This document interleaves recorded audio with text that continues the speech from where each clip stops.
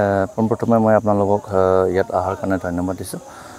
হয়, আমাৰ অমৃত বৃক্ষ আন্দোলন 2024 যিটো আমাৰ গভৰ্ণমেণ্টৰ ডিপাৰ্টমেণ্টেলি যিটো অৰ্ডাৰ, সেই ওদালগুৰি ডিষ্ট্ৰিক্টত আমি 12 লাখ আছে। এতিয়ালৈ আমাৰ যোৱাকালিলৈ 3.5 লাখমান আমি পুলি already BCDC wise, college wise যিকোনো মানে ইনষ্টিটিউশ্যনবিলাকত দিয়া হ'ল। এতিয়া আপোনালোকে দেখাই পাইছে, আজিও বৰষুণ দিয়াৰ কাৰণে অকণমান মানে আজি অকণমান দেৰি হৈছে, তথাপিও ৰানিং চলি আছে। 12 লাখ আমি আজি 12 তাৰিখৰ আগত আমি কমপ্লিট কৰিম। পুলিসমূহ ক'ত দিয়া যাব?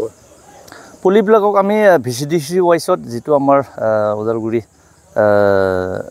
আমাৰ ধনশিৰি ডিভিজনৰ আমাৰ DFO চাহাবৰ নিৰ্দেশ মৰ্মে আমাৰ BCDC ৱাইজত আমি পहुচাব লাগে পুলিবিলাকক। হিচাপে আমাৰ ওদালগুৰি ডিষ্ট্ৰিক্টৰ 114টা BCDC আমি আমাৰ তৰফৰ পৰা আমি বিতৰণ কৰিব লাগে পুলি।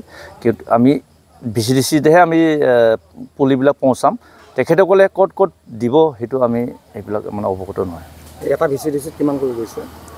সেনেকুৱাই এটা BCDC কিছুমান 10,000 BCDC মানে এৰিয়ালৈ কথা। এটা BCDC ক'তবা 12,000ও গৈছে, ক'তবা 4,000, ক'তবা 8,000, ক'তবা 13,000 সেনেকুৱা যাই আছে। কিমান দিনলৈকে চলিব? আমাৰতো টাৰ্গেট এই আগষ্টৰ 12 তাৰিখলৈকে আমি কমপ্লিট কৰিব লাগে দিয়াটো। আজিৰ পৰা নহয়, আমি আজি 2-3 দিনমান আগৰ পৰাই কিছুমান কলেজ স্কুলবিলাকত আমি দি থৈ আহিছোঁ, যেনেকুৱা SSB আৰু চাহ বাগান, সেইবিলাকত আমি পুলি দিয়া হৈছে।